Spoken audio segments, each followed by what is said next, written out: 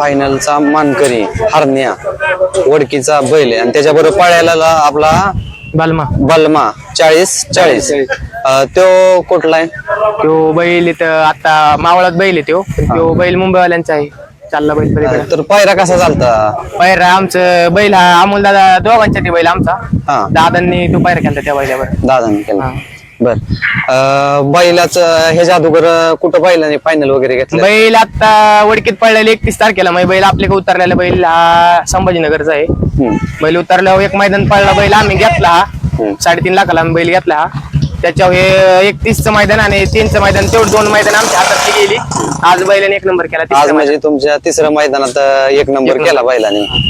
तर काय अडचणी काय काय आल्या तुम्हाला मैदानात? अडचणी आता पायऱ्यालाच अडचणी येतात बाकी नाही काय अडचणी. बर आज मैदान कसं झालं? मैदान 1 नंबर झालं. मैदान एक रास्त मैदान झालं. बर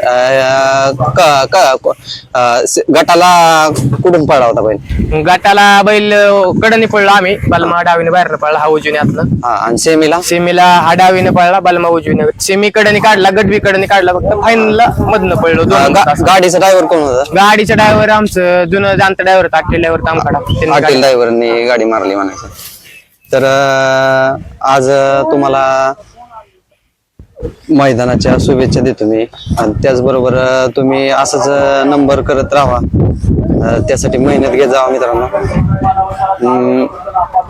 आता पुढचं नियोजन कसं काय बैलाचं?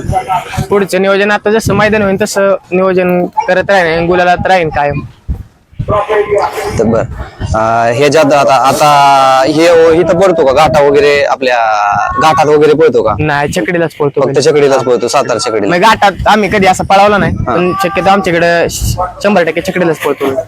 याचं नियोजन कोण करतं? नियोजन आमचे मोठे बंधू आहेत अमोलदादा गायकवाड. अमोलदादा गायकवाड. हा ते नियोजन करतात. बर चला तुम्हाला शुभेच्छा मित्रांनो.